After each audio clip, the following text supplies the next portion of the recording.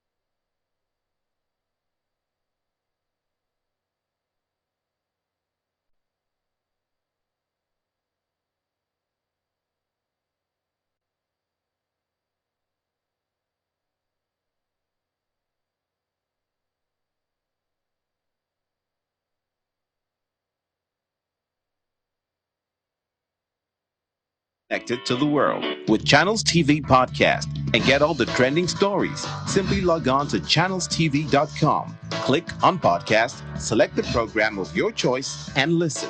Our podcast is available on Apple, Google, and Spotify. Tap the expertise you trust. Touch the stories that touch you. Anytime, anywhere.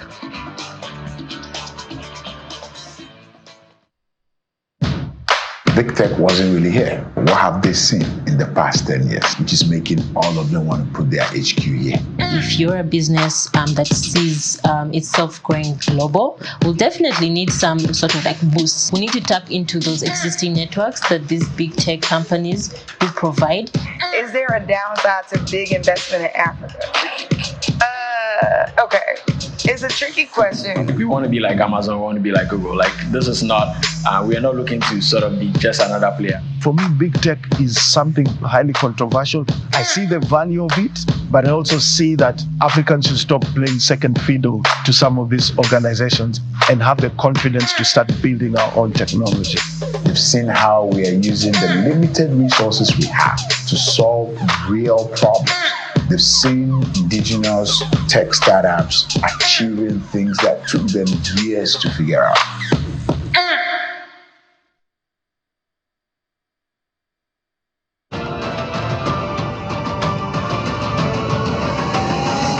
I'm Ifeoma Williams, your guide on this transformative journey. Welcome to TransformHer, the first of its kind on-air coaching program exclusively on Channels Television. I define a product as that perfect thing that people are ready to part with their money for. In a male-dominated environment, being required to uphold a position of leadership. The good, the bad, the ugly, they all pull together to make you this woman and this person that you can be. Join us in shaping the future of African female leadership as we provide practical resources for entrepreneurs and aspiring C-suite leaders. Every Wednesday at 4:30 p.m. West African time, we bring you expert interviews, transformative coaching, and the tools you need for exponential personal and professional growth. Transform Her, because it's time to unlock your potential and lead with purpose.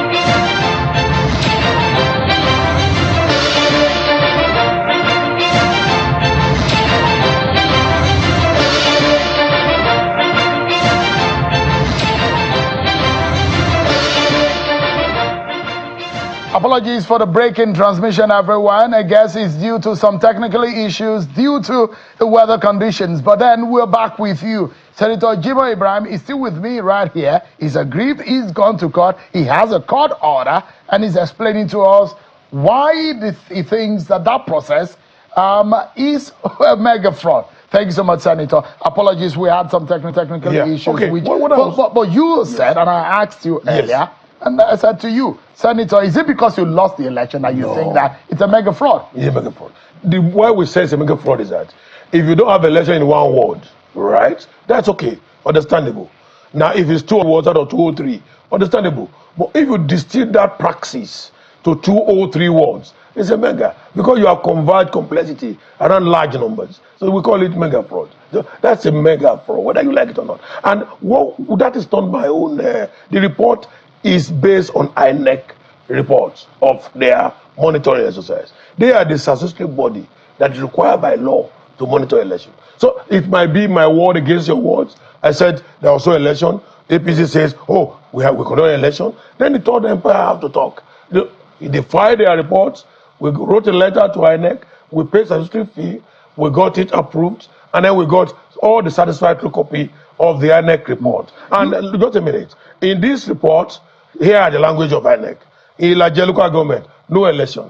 In Ondo East, the collation center was under lock and key, right? In Okitupa, election in 3 wards out of 13 wards. Now in Odigbo, the collation center was under lock and key. These are not my words, right? These are words lifted from the report. If you give me 1 second. Now, we did a table. We put 1 to 203. We now say name of local government and the ward under the local government. What INEC says. In 149 of those words, INEC used the word no election. Word by out of the 203. Out of 203. That is over 70% of the words in Ondo State. 149 out of 203. It's significantly massive fraud. But so did you report, because you have a process, and the court has said in several cases, is it Amechi versus INEC? Is several cases that there are now political cases that have come out of our apex court saying that internal processes of court are very fundamental. Have you gone through the process, the internal mechanism of the party to ensure that your grievances have been laid? Thank you very much. You see, I'm 30-something-year-old lawyer. So I didn't just call to buy yesterday. Forget about my other education. Now, I obtained the form for election. I wrote appeal to the appeal members. I was the only person that physically appeared before the appeal committee set up by the party. I took them through the process that this is complete fraud. In fact, there was a Congress election that will lead to even the primary election. I explained everything to them. I submitted over a 2,000-page document to them. After that, they dismissed the appeal. Then I wrote a letter to NWC through the chairman and legal advisor. Acknowledge. Now, after I wrote the letter, I brought the attention to the fact that appeal committee has said X and Y as the last organ of the party. Look into this and do justice to avoid litigation. The review. So what do you want me to do again? But did you tell when the NWC, chaired by the chairman of the party, Abdullahi Ganduje, met all the aspirants? You were present at that, and some people took pictures. What did I tell? What did you say there? Okay, I told the committee that you don't have conscience. You don't have conscience because I couldn't vote in my own election. I paid 50 million for the form. I will pay 100 million for verification of member validation, and I couldn't vote. And I called the national chairman on election day. Mr. Chairman, it's 3 o'clock. I'll not be able to vote because there's no voting taking place. He said he will send some people to me in the house. By 7 o'clock, those teams arrived at my house. And they told me they came to pick my vote. I said, how can you pick my vote? My house is not a designated political center, polling unit. So you cannot do that. It's strong. If you take my vote, what about the votes of others? Then the next is, okay, that local government will be cancelled. They will reschedule for, look, Shehu, this is not right. We need to get things right. We just have to get things right. So you think your party got this wrong? We're completely wrong because there was no election. And once you don't have election, you cannot continue to manipulate the system. But the others seem to have acceded to the process. They think that everything was all right. Why is it only Jimoh Ibrahim that is crying foul? Maybe you don't know, you didn't get the record of appeal. I sent letter to the appeal committee. My junior brother Jimoh sent letter to the appeal committee. Olushola SAN chief sent letter to the appeal committee. In fact, he sent lawyers to the appeal committee. Now, Jimoh Ibrahim sent a letter to the appeal committee. If I'm the only one who pays so much for the verification of members as directed by the party, and there's no election. Look, this thing, let me tell you, it's not about Jimoh Ibrahim, understand it clearly. It's about the political system. It's about getting things right, reducing the complexities and the convergence of complexities around democracy to make sure we have internal democracy, which is sacrosanct to the democracy itself. Now, don't forget, there are 10 cases in which the Supreme Court have said you cannot do it, even if INEC don't monitor it. Once you adopt a direct primary model in your internal democracy, you must make sure that candidates are given equal opportunity. Otherwise, we as a court, and I'm quoting Justice Okoro now, we as a court are taken as a policy that we will void whatever decision you come out with, even if INEC did not monitor that election. So we have to do it that way. Concerning the precedence of courts, yes. What do you fear that could happen in the case of your party in Ondo?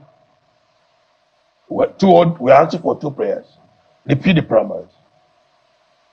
If you don't want to repeat the primaries, it's not a settled battle. Then it's not. The court of law. The timeline of INEC. INEC is subject to court. INEC can say the exercise closes today, but the court can order even removal of any name from the list published by INEC and say remove by order of court. You put our court in the front. Let me tell you this about this election. Under the guidelines, APC guidelines issued to us, copies of which are obtained from INEC, it said open secret ballot. No single ballot paper was printed. How do you do the voting? Then they wait just a minute. Yeah. Under the guideline of our party, they said the moment you finish accreditation, you go to voting. After voting, at the red thumb of your hand, blue ink will be marked on it. We didn't have any ballot paper. How do you come by blue ink? Where you have the evidence? Oh, these are guidelines. Before you do primary, you have to file the guideline under which you conduct your primary before INEC. Now they are already there as documents. Now the issue is that one called the doctrine of substantive compliance. So did you comply with your own guideline? You say option A for open ballot, secret ballot. Where is the ballot paper? Do you know we can ask leave to inspect materials for the election? So if you don't have any secret ballot paper printed, how did you come by the election? Now I told you lastly that His Excellency, Governor of Kogi State, on the 28th, wrote a letter to INEC and requested for change of collation center. See, Supreme Court said, once you have marked out specific place for voting or collation, you must, instead you give notice to all the parties, you must make sure that you are adherent strictly. So you think that by that action, he voiced the action of the committee? On the 28th, he wrote a letter to INEC and said, we want to rec. That want to change, we are changing the venue of the collation. Now, if you protest an election, are you not supposed to have your collation officer at the final collation center where the figure will be put together? Now, he didn't communicate in that letter the new collation center. So we don't even know, neither did INEC come to say they know where the collation center is. Then, are you not supposed to inform all the aspirants vying for the election that collation center have changed from A to B so that we can move from A to B? That act alone will render the election. Let me ask you, are you not worried that you may not have been the politically favored in this election? And that is why it wasn't in your favor. It's not about whether Jimoh is favored or not. It's about Jimoh contributing to development of the system. This is politics, Mr. Ibrahim. It doesn't matter. I'm a senator. Yes. What is more politics? What can be more No, this is politics. Yeah. And the fact remains that there are a lot of things that are unsaid, that are unseen, that happens behind the scene, that make up what we see, politically speaking. And that's what I'm asking. Maybe the powers that be do not want Jimoh Ibrahim. That is not a problem. Would that satisfy you? That is not a problem, as long as you comply with the process that will take Jimoh Ibrahim out. Failure to do so you will be compelled by court. Wouldn't this circumspect the position of your party or the ability of your party to be part of the process? Bayelsa, Port Harcourt, these and Zamfara. These are cases in the past where your party has been at the wrong end of the stick. So who died? Nobody. The party is still So there. you don't care if your party loses out? It's not about whether you are caring or no. You are taking this matter too simple. Look, you are not looking at the holistic effects. You are not looking about the Nigeria effects. I'm looking. You are looking at the Nigeria. I'm looking at the implications for your party. No, don't worry about my party, because there's a party that be worried about must learn how to comply with its own rules and procedure. You say you want to do in the Senate. We are governed by our Red Book. So if you don't comply with that, you cannot even stand up to talk as a senator. Under what rule are you talking? Under Order 4, Order 9, 10, 11. Then you read it. Then you continue to talk. But here, you said, if I'm good in this election, I will print ballot papers. No ballot paper was printed. I will conduct a Congress election. No Congress election. There will be affirmation by Section 84 of the Electoral Act. When you do direct primary, it must be affirmed. Now, for you to affirm, you must get a Congress election. In the Congress election, according to the annual paper, voters are 21 in all the 203 wards. So your party failed the compliance, the substantial compliance with the rules. The rules are not compliant. If you don't comply with your own rules on the final note, because I need to take you to national issues, since you are a national political figure, you will fight these to the very end. That's what you said. Up to the Supreme Court. We keep using the word fight. It's not. We are not fighting anybody. A legal is a friend. A legal process is a what we are saying is that you must get this to Supreme Court for Supreme Court to rule that this is what you should do. Okay, if I don't fight it, what happens next year? Another election, then you write the figure. Is this a battle against Ayedatiwa? Is it that you don't like Lucky? No, not about Lucky or about anybody. It's about the fact that my party has to comply with the guidelines that it set out to say I will comply with. Right. I will do up to A4, you have not done it. These are the collation centers. You change them. Yeah. You lock them up. Now, these are the voting polling units. You are not accessible. And these are not my words. We did a table, like I told you. We put 1 to 203.